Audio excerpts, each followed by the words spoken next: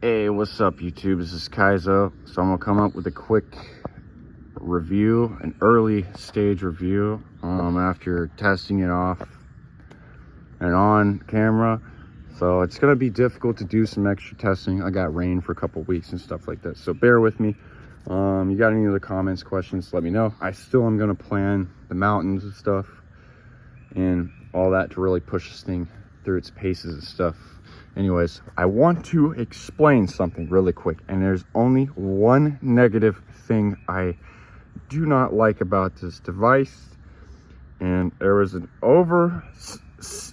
oversight on an engineering issue with the device. IR light leaks out into the case, so it's not an algorithm issue.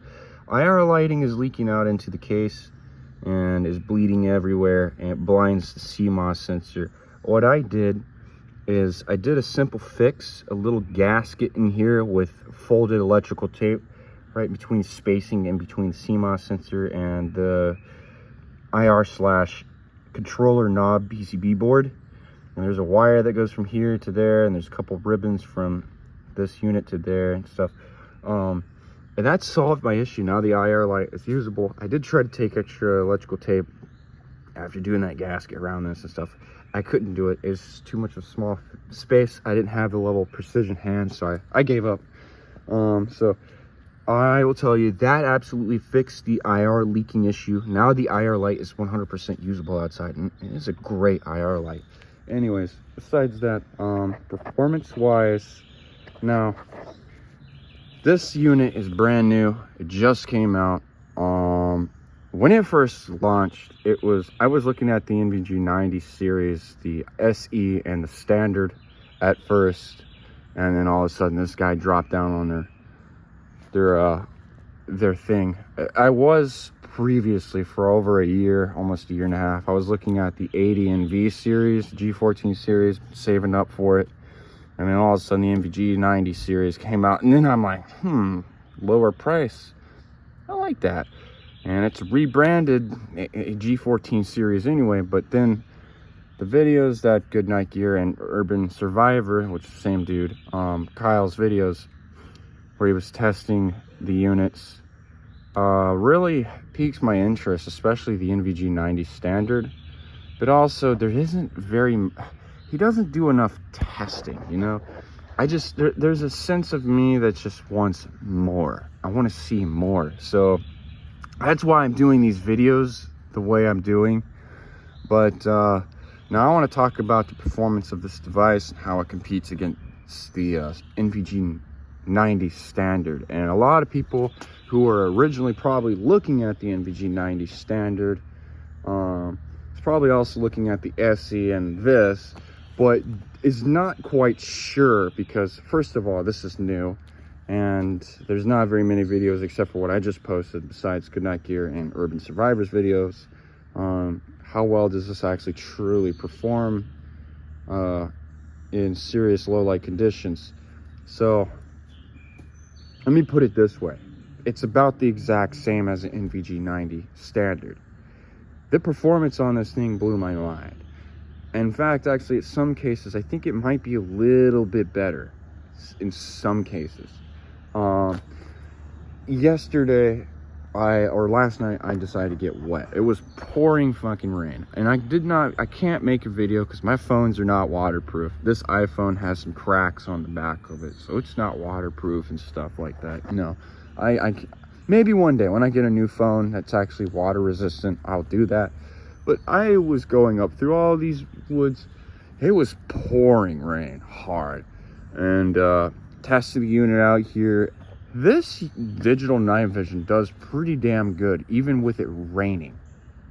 Under this canopy, yeah, I had provided lights from my local neighbors in the city, light pollution bouncing off the clouds there.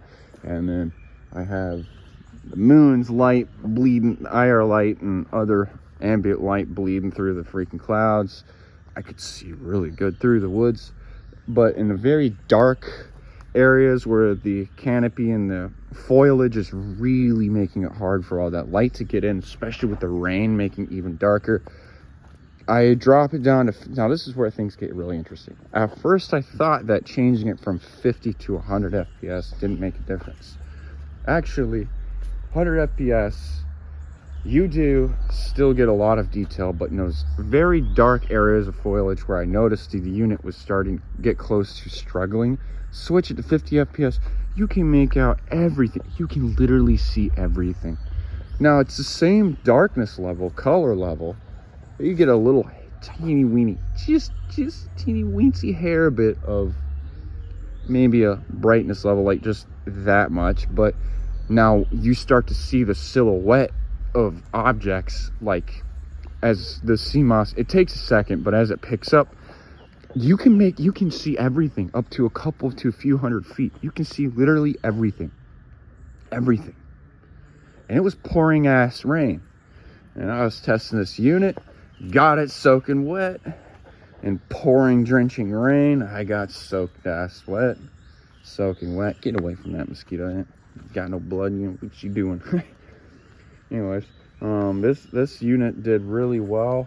Hopefully, maybe Mother Nature, as I can see, some of the clouds are clearing up. It'll be nice and let me be able to make another testing video after this video. I have my hopes up that I can go to Bowling Park tonight, deeper in the woods, not be a pussy this time, and really get up in those woods, deep in the woods, and test this thing where I have city ambient light pollution. The moon is almost full. After it stopped raining last night, there was actually a moment that the clouds cleared up right here and allowed some of the moon. This thing is a fucking monster, dude. With moonlight, this thing is a whole nother beast. When it cleared up, oh my god, I could see everything light, like especially where, like right here, just like the moon, you could see all this patch of light, and right there, all that patch, it was bright. But in those areas where you could see to the camera, it's dark, and all through here that I was walking, I even went right here to test, see how good it, you know, sees. This is where the NVG, not the NVG, the NVG 90, not the NVG 90, damn it, I keep messing up. NVG 50 and the 30 would absolutely struggle. They can't see in these woods in the same similar conditions. They just can't. And I just, you know, from my experience before they got stolen, they absolutely cannot. So that thing actually makes the NVG 50 and the 30 look like a total piece of shit, by the way. I'm just gonna give it to y'all, being purely honest as possible. So but I walked all through up in there, and dude, I could see everything just fine. You know, I could see everything. However, I will say this though, under indoor testing, where I did do indoors testing off camera with ambient LED light, there's actually a weakness. Now, in my bedroom where I had lights off, I can see fine. I have a air purifier that I have running inside my bedroom, and it has this LED light that's kind of bright. It lights up the room somewhat okay, where to the human eye, I can see just fine, just faintly, but I can still make out everything. I can actually navigate around without bumping into stuff, kind of. That's how bright it is. But this device, because it's like a bluish white light, it didn't really, it kind of struggled seeing, and that's intriguing. That's interesting, because I feel like analog would have been superior at that point. Maybe not. I could be wrong. I am a virgin to night vision, and especially analog night vision, so it is what it is. I have only very limited experience with analog. However, I have plenty of experience with digital night vision. But the performance of this thing so far is just fucking mind-blowing. This thing is pretty damn powerful for a digital night vision. Besides the IR light issue, and that's the only downside. After I fixed it with the simple DIY fix, now it's usable, and yeah, I void my warranty. Now the warranty is technically void now, because I opened the device and it's modified. It's technically considered modified because I put a gasket in there. I did send a message out to Smart Vision Tech and let them know, hey, your device, you need to do a little engineering. There's an engineering oversight where you forgot to IR block the light from getting inside the case. It makes the IR light unusable. But other than that, this device is extremely awesome. I'm heavily happy with it. I'm impressed with it. I'm happy with it. Compared to over my experience with the SVG-30 and the 50, this is a million times better than those devices. It's a great device. So it does the job. It gets the job done really well.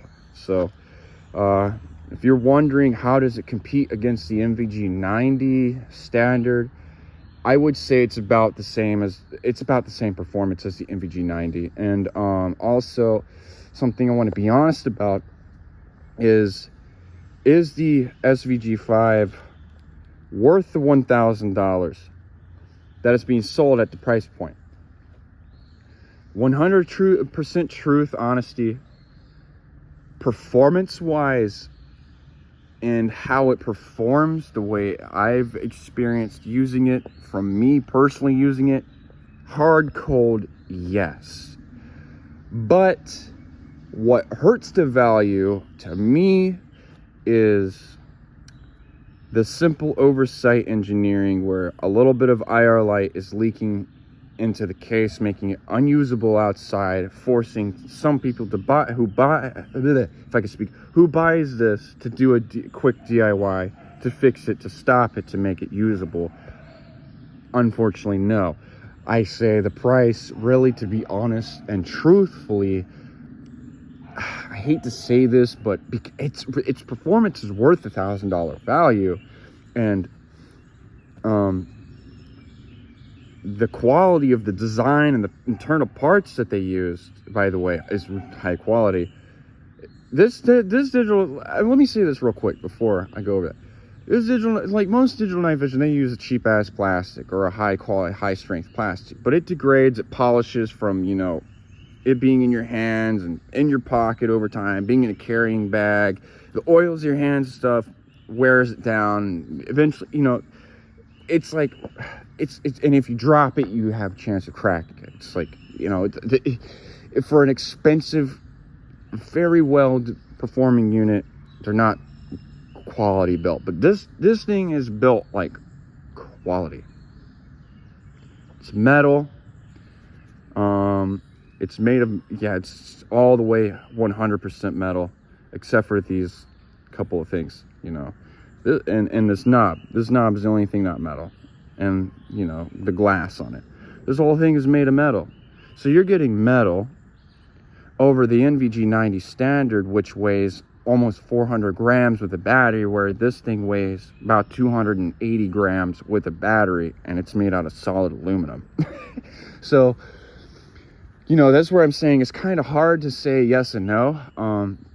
So no, because of the oversight, people have I would say the price point is about a solid $800, solid $850 to $800, maybe $900 even. So because that hurts it, I would say about $800 even. And if you do decide to make your decision to buy this unit, I'm gonna be truthful, it would help, you know, so I would suggest you use anyone's promo code. Good Night Gear's promo code, Urban Survivor, which is Sam Guy. Any of the YouTubers that Good Night Gear sponsors, even my promo code. And yeah, I'm gonna be honest, yes, I do make some money if you know, yeah, I do make money if you use my promo code. They do get a commission. We do get a commission. That is true.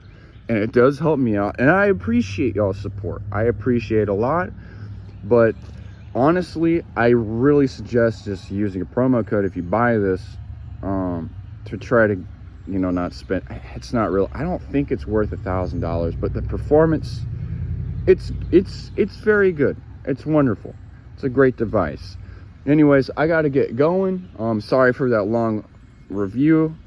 I'm going to post a video, maybe, depending on if y'all want to know, where I'm going to take all the 4 screws out of this device and I'm gonna open it. Then I'm gonna turn my camera on and record and show exactly what I did to fix the IR light, which is extremely simple, and then put it back together and call it a day. You know, this IR light's been fixed. Anyways, I hope I answered as best as I could. I got to get going. I need to go pick up my partner from work. So hope y'all enjoyed this video. See y'all later. I'm gonna come out soon with some more testing. Stay tuned, and I really appreciate all support. Y'all have a good one.